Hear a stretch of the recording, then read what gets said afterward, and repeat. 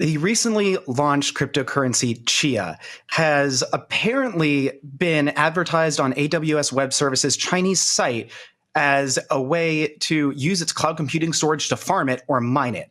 Now, this is interesting for a number of reasons. So Chia, which launched its kind of trading and everything on Monday, is mined sort of using a proof of time in space, which is basically using unused storage on computers to mine it rather than like proof of work or proof of stake, and proof of work in particular, which is somewhat energy intensive and controversial, as we've talked about on the show before.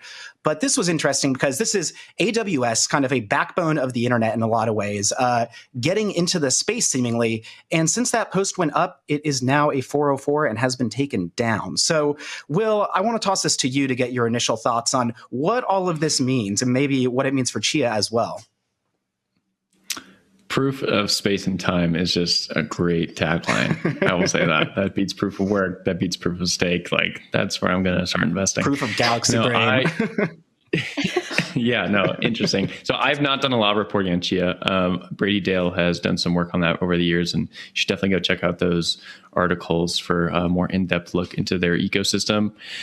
It is an interesting project, and proof in space and time, as you said, is just kind of like renting out computer storage, which is similar to other forms of how consensus mechanisms work for cryptocurrencies. So like the very simple way of looking at proof of work is it's a lottery for your computer, and your computer just keeps trying to like pull the lucky ticket and has to do it over and over and over, like hundreds of thousands of times. Proof of stake, you're putting coins aside in a bank account, and those can be like slashed or taken away if you try to cheat the system. So in all these systems for cryptocurrencies, you have to have a trade-off in order to use them. And this use of cloud computing is really kind of taking off in some other areas of crypto, because it kind of just makes sense if everyone has a computer and everyone has storage space, well, why not use that as the trade-off so someone can use a cryptocurrency on the other side? So there's a few other examples out there. Filecoin would be like probably the best one, which is a really interesting project that launched in August of last year or thereabouts. So I don't have a high level take on Chia. I'm sorry, I don't know enough about it, but no worries. I mean, that's a lot on it. Yeah, and I think that's like Chia's whole pitch, right? Is like it's supposed to be eco-friendly. It's supposed to bring like mining back to individuals in a sense that, like Bitcoin mining is a whole like industry now, and there's very few people that are just like running their individual things at home at like huge scale. But Jen, what have you got? Well, it's more of just a question for you, and you kind of just answered it. So can we think of this proof of space and time as almost like an entry into mining, the more accessible way for people to get involved? That is how Chia is like pitching itself, and that is the idea behind a lot of these things. Like we can quibble on like whether that's the case, but that's where they're seeing their appeal within this industry. But Zach, I'll toss to you, given you have edited some Chia pieces before. Just in one ear, out the other on this one. But no, I think, Chia wants to sort of be able to bring at-home mining back in a way that's meaningful to people who are entering these networks. Whether it's easy, I think, is an open question. But they definitely want to be able to encourage at-home mining, which is sort of like harkens back to the roots of many a cryptocurrency.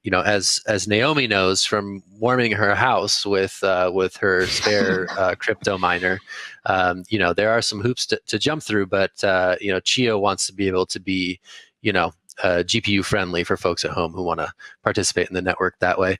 Yeah, I'll toss it to Naomi. I mean, what's your understanding of Chia and its sort of value proposition as it goes live? Well, I mean, I've looked into Filecoin. I haven't looked into Chia. And so I'm having trouble understanding like what some of the differences are between them, because, both of them are sort of arguing that proof of space of time is a way of miners proving that they are continuing to store a unique piece of data for the network. It's very much in line with what Filecoin is doing. So I really have to dig into Chia, because honestly, I think Filecoin is super interesting. I think that it's definitely a way to start decentralizing storage, considering that we rely so heavily on centralized providers like AWS or Dropbox or Google Drive or whatever, wherever we're storing things. And so I think that it's definitely the next stage of decentralizing the internet. And so now that we have multiple different versions of decentralizing the storage, it could be interesting. But Will, I saw your hand go up. Yeah, I'll say something really quick, give it over to Ben. But I'm wondering what the appetite is for like the average consumer on caring about what the techie stuff behind a cryptocurrency is anymore. I know that this like environmental movement against proof of work has caught a lot of steam over the last 6 months, but at the same time, Bitcoin's price is only going up, and Ethereum's price is only going up, which just people just, I don't know how much they care. And so I think that was like a huge conversation in the earlier days of crypto, like what's your consensus mechanism?